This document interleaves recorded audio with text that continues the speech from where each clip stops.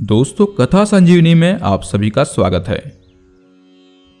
दोस्तों, वैदिक काल में ब्रह्मा जी जब सृष्टि की रचना कर रहे थे तो असुर कुल में गय का जन्म हुआ, पर उसमें आसुरी वृत्ति नहीं थी।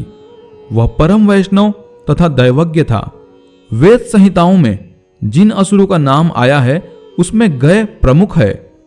एक बार उसकी इच्छा हुई कि वह अच्छे कार्य कर इतना पुण्यात्मा हो जाए कि लोग उसके दर्शन करके ही सब पापों से मुक्त हो जाएं तथा मृत्यु के बाद उन्हें स्वर्ग में स्थान मिले।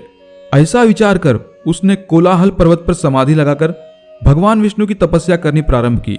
वर्ष पर वर्ष बीतते गए, उसकी तपस्या चलती रही। उसके कठोर तप से प्रभावित होकर भगवान विष्णु प्रकट हुए और गय की समाधि भंग करते हुए कहा, महात्मन गय, उठो, तुम्हारी तपस्या पूर्ण हुई। किस उद्देश्य के लिए इतना कठोर तप किया? अपना इच्छित वर मांगो। गय ने आंखें खोली तो देखा सामने चतुर्भुज भगवान विष्णु खड़े हैं। गय ने चरणों में दंडवत प्रणाम कर कहा, भगवान, आपके चतुर्भुज रूप का दर्शन कर मेरे सब पाप दूर हो गए। मुझे ऐसा लगता है कि आप इसी रूप में मेरे अंदर समा गए हैं। अब तो यही इच्छा है, आप इसी रूप में मेरे शरीर में वास करें तथा जो मुझे देखे उसे मेरे बहाने आपके दर्शन का पुण्य मिले तथा उसके सभी पाप नष्ट हो जाए और वह इतना पुण्यात्मा हो जाए कि मृत्यु के बाद उस जीव को स्वर्ग में स्थान मिले। मेरे इस तप का फल उन सबको प्राप्त हो जो मेरे माध्यम से आपके अप्रत्यक्ष दर्शन करे। गय की इस सार्वजनिक कल्याण भावना से भगवान विष्णु बहुत प्रभावित हुए और हाथ उठाकर बोले, तथास्तु। ऐसा कहते ही भगवान अंतर्ध्यान हो गए। अब गय एक स्थान पर न बैठकर सर्वत्र घूम घूम कर लोगों से मिलता। फलस्वरूप जो भी उसे देखता उसके पापों का क्षय हो जाता और वह मरणोपरांत स्वर्ग का अधिकारी हो जाता। इससे यमराज की व्यवस्था में व्यवधान आ गया। अब किसी के कर्मफल का लेखा जोखा वे क्यों रखे? जब गय के दर्शन होते ही उसके सब पाप नष्ट हो जाते हैं तथा वह स्वर्ग का अधिकारी हो जाता है, तो फिर नरक दूतों का क्या कार्य रहा? उन्होंने ब्रह्मा जी के सामने यह समस्या रखी। ब्रह्मा जी ने कहा, ठीक है, इसका कुछ उपाय करते हैं। कर्मफल का विधान बना रहना चाहिए। हम इसके शरीर पर एक यज्ञ का आयोजन करते हैं तथा मैं और अन्य सारे देवता इसकी पीठ पर पत्थर रखकर उस पर बैठकर उसे अचल कर देंगे। फिर यह कहीं आ जा न सकेगा। गय की पीठ पर यज्ञ हो, यह तो और पुण्य का काम है। गय ने ब्रह्मा के इस प्रस्ताव को सहर्ष स्वीकार कर लिया।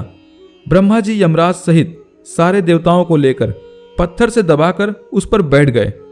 अपने ऊपर इतना भार होने पर भी गय अचल नहीं हुआ। देवगणों को चिंता हुई तो ब्रह्मा ने कहा, इसे भगवान विष्णु ने वरदान दिया है, इसलिए हम विष्णु जी की शक्ति का आवाहन करें तथा उन्हें भी इस शिला पर अपने साथ बैठाएं, तब यह अचल होगा। ब्रह्मा समेत सब देवों ने विष्णु का आवाहन किया तथा अपनी और यमराज की समस्या बताई। विष्णु इस पर विचार कर जब सबके साथ उस पर बैठे तब कहीं जाकर वह अचल हुआ।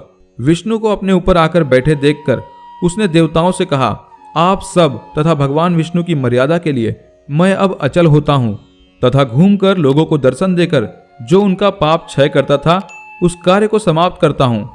पर आप सबके इस प्रयास से भी भगवान विष्णु का यह वरदान व्यर्थ नहीं जाएगा। भगवान, अब आप मुझे पत्थर शिला के रूप में परिवर्तित कर यहीं अचल रूप से स्थापित कर दें। गय का यह मर्यादित त्याग देखकर भगवान विष्णु प्रसन्न हो उठे और बोले, गय, तुम्हारा यह त्याग व्यर्थ नहीं जाएगा। इस अवस्था में भी तुम्हारी कोई इच्छा हो तो वह कहो, मैं उसे पूर्ण करूंगा। गय ने कहा, नारायण, मेरी इच्छा है कि आप इन सभी देवताओं के साथ अपरोक्ष रूप से इस शिला पर विराजमान रहें और यह स्थान मरणोपरांत धार्मिक कृत्य के लिए तीर्थस्थल बन जाए। जो व्यक्ति यहाँ अपने पितरों का श्राद्ध करे, तर्पण, पिंडदान आदि करे, उन मृत आत्माओं को नरक की पीड़ा से मुक्ति मिले। यह सारा क्षेत्र ऐसी ही पुण्य भूमि बन जाए। विष्णु ने कहा, गए, तुम धन्य हो। तुमने अपने जीवन में भी जन कल्याण के लिए ऐसा ही वर मांगा और अब मरण अवस्था में मृत आत्माओं की मुक्ति के लिए भी ऐसा ही वर मांग रहे हो। तुम्हारी इस जन कल्याण भावना से हम सब बंध गए। ऐसा ही होगा। इस क्षेत्र का नाम तुम्हारे नाम गयासुर के अर्धभाग गया से विख्यात होगा। इस क्षेत्र में आने वाले तथा इस शिला के दर्शन कर यहाँ श्राद्ध, तर्पण, पिंड दान करने वालों के जाने अनजाने किए गए पाप कर्मों से मुक्ति मिलेगी। यहाँ स्थित पर्वत गयसिर कहलाएगा। गयसिर पर्वत की परिक्रमा, फल्गु नदी में स्नान तथा इस शिला का दर्शन करने पर पितरों का कल्याण होगा ही।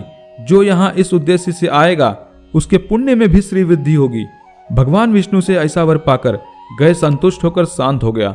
बिहार प्रदेश में स्थित गया पितरों के श्राद्ध पिंडदान का महत्वपूर्ण तीर्थ स्थान है। यहाँ स्थित विष्णु मंदिर के पृष्ठ भाग में पत्थर की एक अचल शिला आज भी स्थित है। जो जन कल्याण के लिए अपना जीवन समर्पित करते हैं उनका यश ऐसे ही चिरकाल तक स्थायी तथा स्थिर होता है। जो केवल अपने लिए न जीकर समष्टि के लिए जीते हैं उनका जन्म मरण दोनों सार्थक होता है।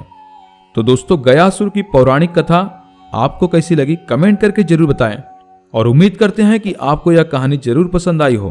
तो दोस्तों, वीडियो को ज्यादा से ज्यादा लाइक और अपने मित्रों तथा परिवारजनों में शेयर भी अवश्य करें और कथा संजीवनी इस चैनल को सब्सक्राइब करके घंटी के बटन को भी अवश्य दबाएं ताकि आने वाली वीडियो की नोटिफिकेशन आपको सबसे पहले मिले। तो दोस्तों, मिलते हैं किसी बेहतरीन कहानी के साथ। तब तक के लिए आप सभी का धन्यवाद। जय श्री राम।